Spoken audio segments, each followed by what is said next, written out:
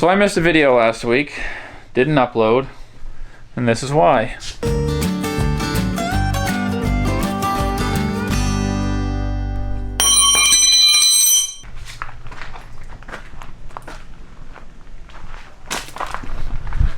So I made the decision probably a month and a half, 2 months ago, that I was going to get this car done for our daughter for graduation. It's her car. I had painted it white. I wasn't happy with it. There's a video explaining the whole thing. So I was keeping up with the uploads. I was keeping up with the car, but then it got to the point where I ran out of time, and I had a bunch of little things I had left to do. I actually still have a lot of little things left to do. So I had to just put the camera down and get it done. So she did take it to her graduation. She likes it. Everybody else liked it. Drove good. Like, I did some laps around here. Got it out on the highway. Like, it does run good. Doesn't overheat. But there's a few more things, and I'll show you what those are in a minute. So anyway, I didn't have time.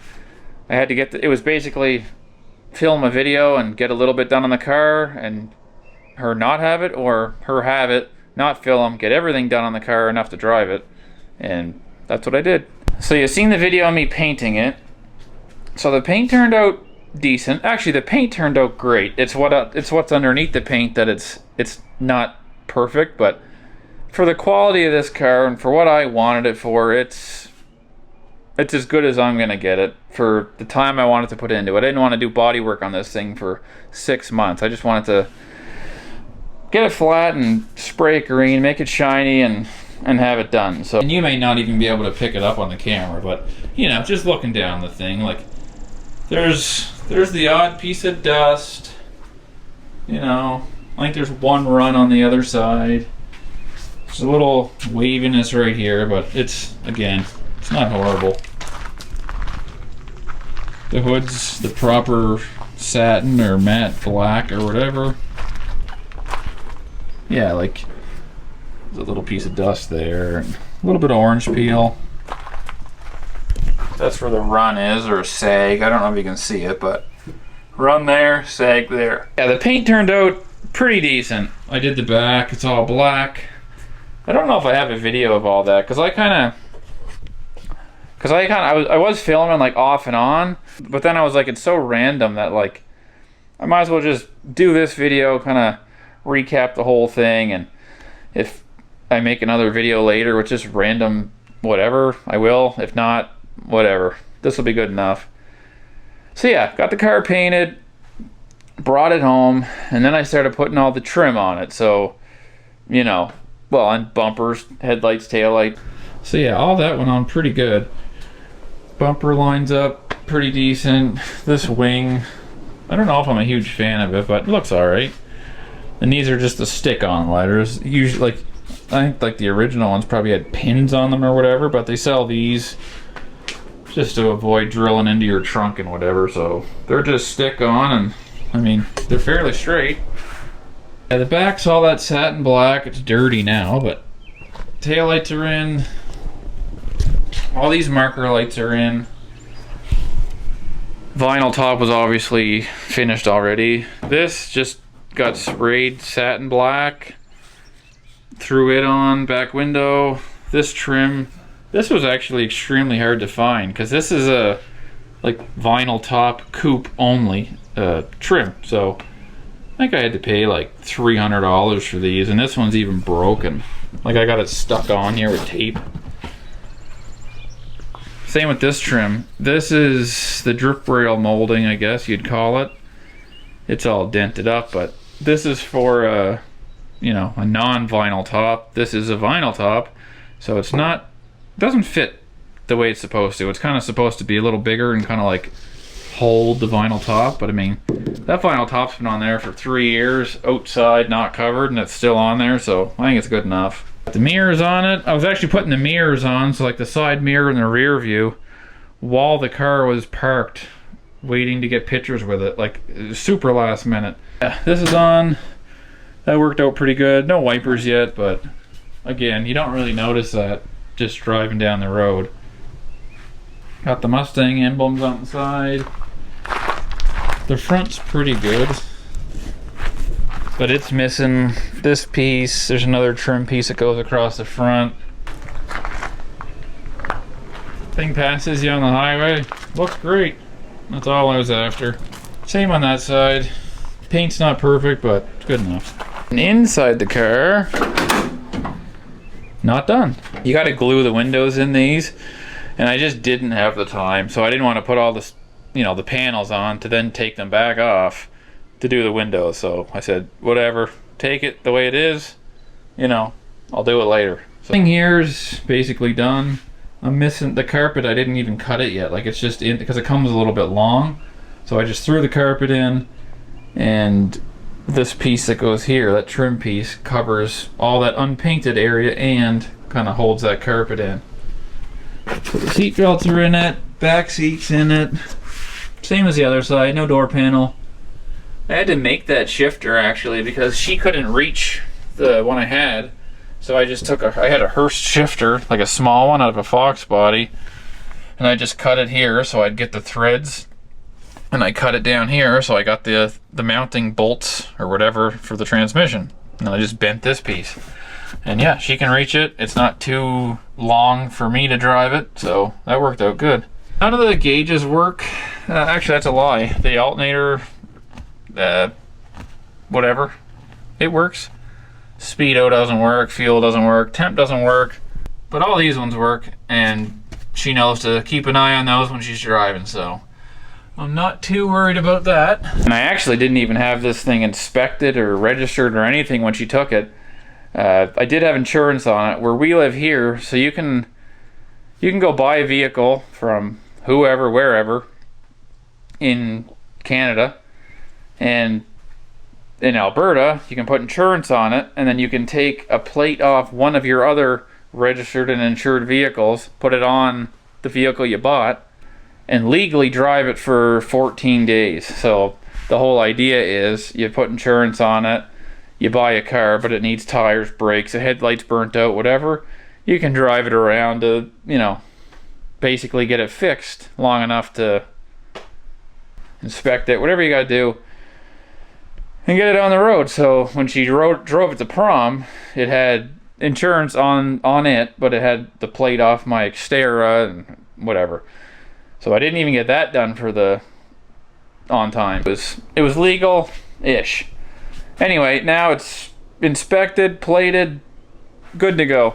And I didn't put you can put antique plates on these, but then you're only supposed to drive them to car shows and whatever else. But I said screw it. Registration's $100 and a plate for like legit normal registration. So that's what I did. Just, you know, you don't want to be driving it around, because I don't want her to just drive it to car shows. I want her to just drive it whenever she wants. So had I done that and she gets pulled over, and why are you driving it, and there's a ticket. So I figured the ticket would be more than $100 for the plate and the registration, so I just got the plate and registration. She rolls good. Alright, now I gotta put a new secondary spring in this, because when I was driving it, I had the distributor hooked up to like a 6-volt restrictor, or whatever, a 6-volt wire. Anyway, that distributor, an electronic ignition, or HEI or whatever, needs 12 volts. I was only giving it 6 or 7. So the thing was just, I didn't know that at the time, but it was just fouling plugs. It was just smoking black smoke, running like crap. It would idle fine, but as soon as you gave it gas, it would fart and pop and buck, and it was horrible. So I thought it was everything but that wire. So I ended up tracing down a 12-volt wire, hooked it up, and then ran perfect. But while I was trying to figure it out, I was thinking, oh, maybe the secondary spring's too weak. I don't know nothing about this crap. I was like, oh, maybe the secondary spring's too weak, so it's opening up too soon and getting too much fuel or whatever. I had no idea. So, long story short, I found the 12-volt wire, hooked it up, now it runs great, but the secondary spring is way too stiff, so now it's keeping the butterflies or whatever shut, so it's kind of a dog when you're driving it around. Like it's not working good. So I gotta put the spring back in that it had and see if it fixes it. I might replace the carb spring, like the throttle spring, because it's the one I got on there is well, there's two of them, but they both look like they're falling apart. So you don't want that sticking. All right, so these are actually a bit of a pain in the butt because there's 4 screws that hold this cap. Your secondary spring's right under here, but there's these 3 screws easy to get to. There's a 4th that's back there, but you got to remove this electric choke and then the housing for this to get that screw. It's kind of a pain. Apparently you can buy a new cap for this. It's like a quick release, quick access, whatever, so I might look into that. There's a third one here somewhere. Where is it? Right there. And we'll take this thing for a little cruise here once I switch this spring. Go for a little test run on her. Hopefully it's better and it's not just low compression or something, because I rebuilt it. Okay. I'm going to take this completely off and do it over on the bench, I think. Just so I don't break anything. Okay. Now I gotta find my springs, wherever I put those. Probably my little tickle trunk here. It's a matter of finding them. Alright, we'll swap these and see if it makes a difference. And I'm just guessing it's this. I honestly have no idea. I'm kind of new to all this car stuff. So yeah, this is the one I had in. It's like the black spring at the top. There's paint on all of them.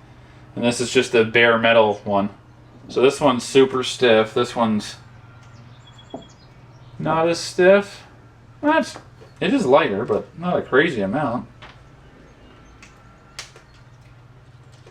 I might put a lighter one in it, actually. This is the purple one. It's pretty light. So that just clips in there. Yeah, we'll take her for a little run here and see if it makes a difference. Like it ran and drove fine. Like, you know, pulling away, all that. Went through the gears. Third gear grinds a little bit, but just forget about it. But everything else, it worked. It just felt a little sluggish. I remember before I had it done-ish, I would be test driving it out here and like you'd get into it and you'd spin the tires and it would just take off. But that was before I was screwing around with these springs, so I think to fix another problem I caused a different one here.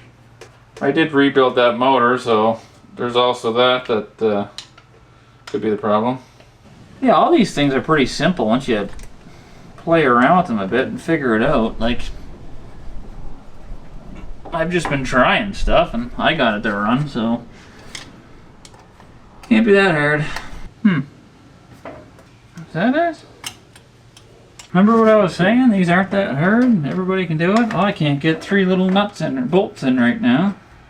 I think we got it here. Okay.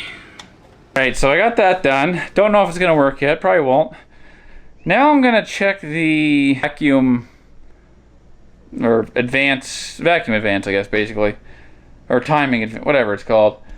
I'm going to hook up my vacuum gauge. I was using a timing light, but and then you can set it to whatever you want, but I was watching a video, they were hooking up a vacuum gauge and kind of moving the distributor until you get your highest vacuum. So I'm going to try that and see where we're at. Battery's hooked up, vacuum gauge is hooked up, distributor's loose, and the vacuum's taken off it. So I'm going to start it.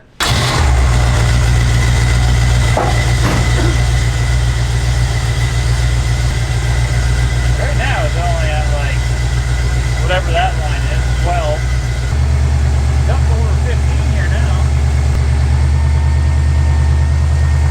Yeah, it keeps going up. I'm gonna hook a timing light up to it, and then I can see what it's actually set at here.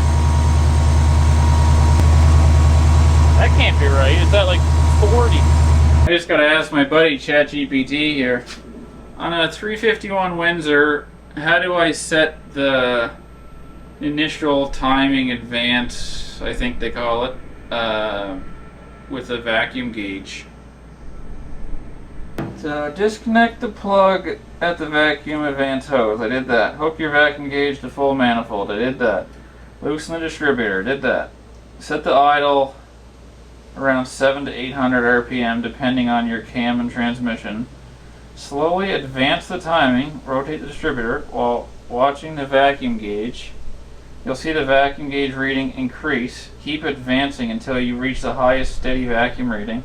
Once you hit the highest reading, back the timing up just a tiny bit, about 1 blah blah blah. Don't really want to run right now.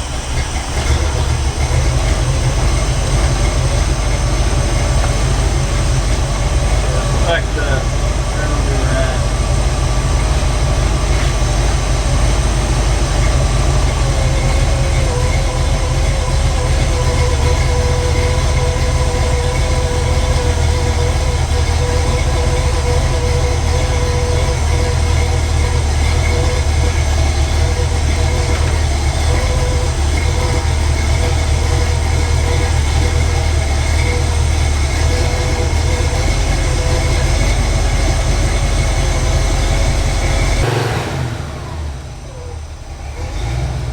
Hey, I think I got it.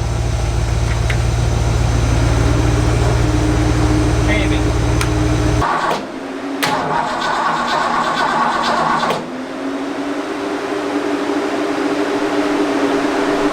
I don't want to start right now.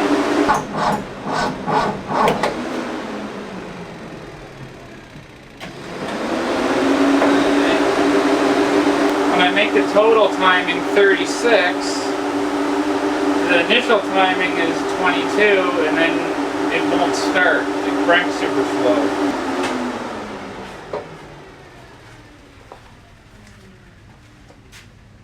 Alright, so I'm not getting anywhere. I don't think it's a timing issue why it won't crank now. I'm pretty sure it's just the starter. It spent a couple years outside under the snow, and then it went right in this thing. So I think it's just getting heat soaked and it ain't happy. So we're gonna let it cool down and we'll come back to it. Alright, well I gave the car like an hour and a half to cool down, and the thing's still cranking super slow. I unplugged the distributor, so it's not as if it's a timing thing. I think that starter's just junk, so I'll take that out and go buy a new one. Alright, let's go get a starter. Nothing ever goes to plan. I was supposed to be taking that car for a nice little test drive today. It's got to start first.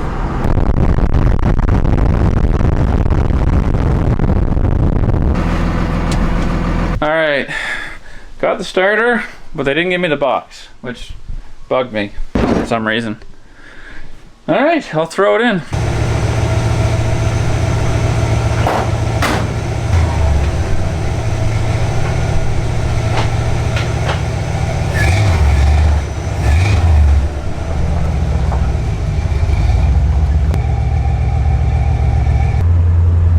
Break down yet.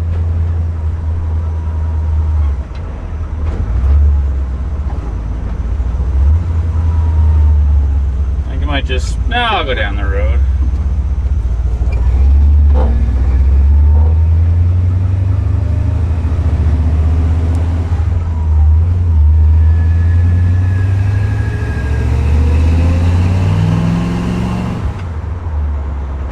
Oh yeah, the old secondaries are opening now. Or the clutch is slipping, one or the other.